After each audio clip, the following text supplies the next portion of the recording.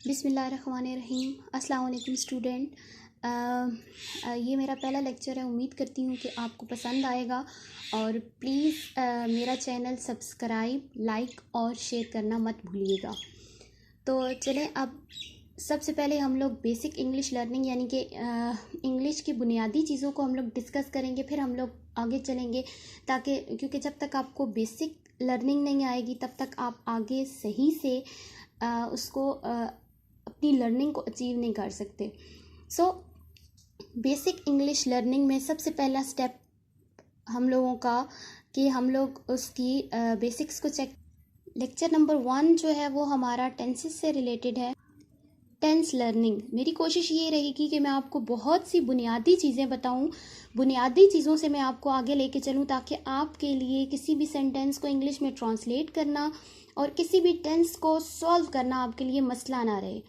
तो कोशिश करूंगी कि आपको बहुत अच्छे तरीके से गाइड कर सकूं, लेकिन आप भी मेरा चैनल सब्सक्राइब, लाइक और शेयर करना मत भूलिएगा ताकि आपको मेरा हर लेक्चर वक्त पे मिल सके, क्योंकि जाहिर सी बात है हम लोग एक लेक्चर में अपना सारे टेंसेस कवर नहीं कर सकते। हम लोग आहिस्ता आहिस्ता एक एक लेक्चर करके उसको कवर करेंगे अच्छे तरीके से, उसकी माइन्यूट चीज़ों को भी डिस्कस करेंगे ताकि हमारा लेक्चर अच्छे से और मुफीद साबित हो सबके लिए।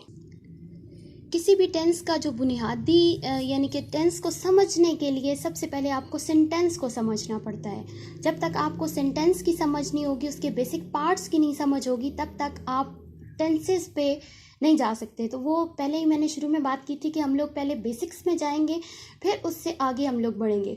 तो अगर हम लोग टेंस को देखा जाए तो 3 बुनियादी हिस्से होते हैं टेंस के। There are 3 basic parts of a sentence. Sentence के there are 3 basic parts of a sentence. जुमले के 3 बुनियादी हिस्से होते हैं। वैसे तो और सब कैटेगरीज बहुत सी होती हैं, बहुत से हिस्से होते हैं, लेकिन ये 3 बेसिक पार्ट्स हैं जिनको आज हम डिस्कस करने जा रहे हैं, क्योंकि इनके बगैर सेंटेंस का वजूद नामुमकिन है।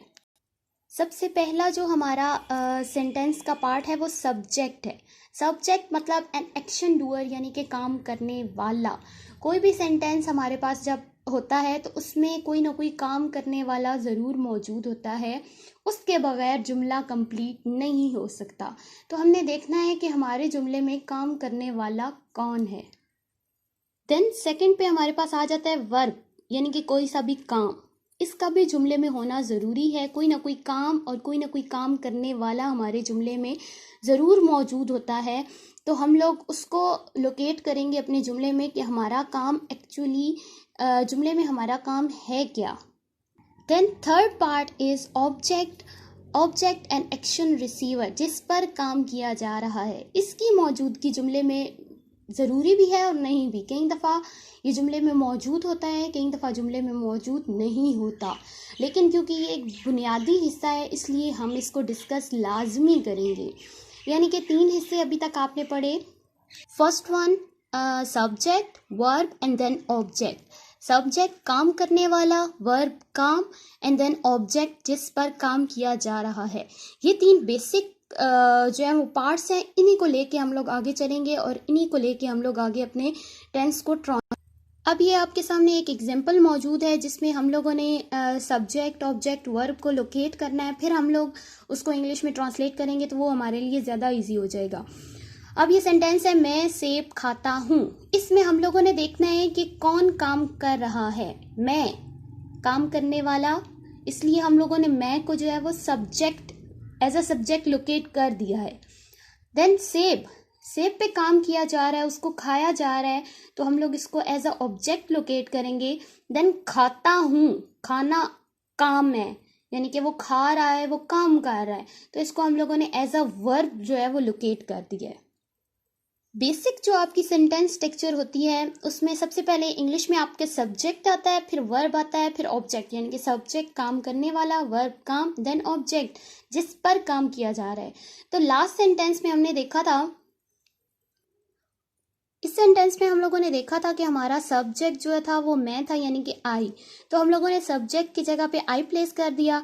देन अगर हम लोग सेंटेंस स्ट्रक्चर के अकॉर्डिंग देखें तो उसके बाद हमने वर्ब लिखना है। वर्ब हमने लोकेट जो किया था वो हमारा खाता हूँ मतलब ईट, तो हमने उसकी जगह ईट लिख दिया। देन ऑब्जेक्ट हमने लिखना है, ऑब्जेक्ट हम लोगों ने लोकेट किया था सेब मतलब एप्पल, तो हमारा पूरा सेंटेंस बन गया आई ईट एप्पल।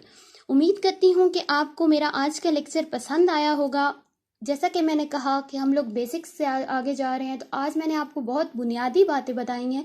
इसके बाद जो है वो हम लोग आगे डिस्कस करेंगे इंशाल्लाह। इन और next lecture we will discuss about different categories and subcategories of tenses, and then we move on towards the tenses. अगर आपको मेरा लेक्चर पसंद आया है तो please don't forget to like, subscribe and share my channel. अल्लाह हाफिज़।